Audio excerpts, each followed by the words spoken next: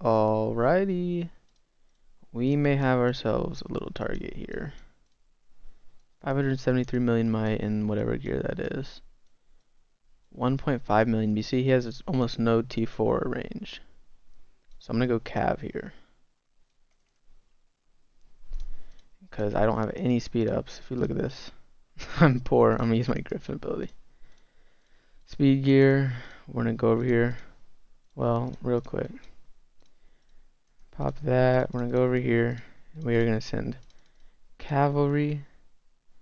Now we are going to switch into cav gear. And we are going to switch into the right phalanx. And we don't have enough time, but we are going to go and put the attack boost on for the next attacks. He was an imp, so that's good. So we took out his infantry. He still has some cav, but very little. But we took out his infantry, which is important here. Alright, well, I am bad at this game. So, since we took out his infantry, we go range now. And just switch to the right stuff. Should be a good hit, because again, he has no infantry, because he was infantry front. That means we shouldn't get countered very hard. Or he had a tiny bit of infantry, but you know, that was his weakest troop. So now he just has some range, which is T1, so it doesn't really matter. But we will send infantry to wipe out that range and switch to the correct gear and phalanx. And so, I mean, I think that was a relatively good, like, clean sweep there. So again, we got a scout. We knew he had very little T4 range, right? So he has about an even amount of T1, but it's really, really T1, which you don't see it too much, but it's as good as nothing almost. But either way, his strong troops is T4. He only had 40,000 range. So, I mean, basically none. So I knew if I go cav, even if he's range phalanx, he's not countering me, right? Even if he's cav phalanx, it's cav on cav, and then I'm countering his imp. But I'm not going to get countered because he has so little range. So I went cav, I got lucky, and I countered him anyways. So I took out majority of his infantry here. Right, so I'm going cav. Took out majority of his infantry here. It actually took all of it out, I guess, except for his T1. Right, and so now that his imp is out, I'm going to go range, because he only has range and cavalry left. So, if I was to go infantry, I'd get countered by his cavalry.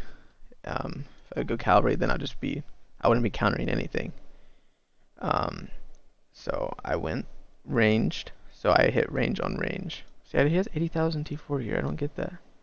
But I finished off his little bit of infantry and took out his cavalry, which is the important part. And now this cavalry is fully out. I am to go, because he only has range left, I am to go infantry. Now, there'd be a lot more significant, like, you'd be able to realize this, it'd be a lot more significant, like, differences in damage and stuff if he was an actual, like, big target, or he didn't have T1 mainly. If it was T2 even, you'd notice a big difference in the counters and kind of how effective it was. But, generally speaking, that was a smooth way to do it. Now, I could have popped the attack boost before I came over even, because I didn't have enough time, but I also kind of messed up my swaps. So that's maybe one reason why switching to speed gear in between isn't worth it. But that's really all I got. That's what I did. I'm trying to truce with him at you, to be completely honest, because I want to join the rallies and kind of contribute in their guild so that I can get more action and stuff. So I don't really attack them. Oh, I gotta execute. Oh, I got a couple executes.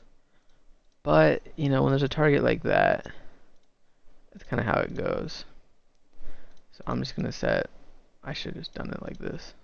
Alright, this is what I get for being me. But anyways, I'm just gonna let his leader go. And that's kind of it. But there's an attack.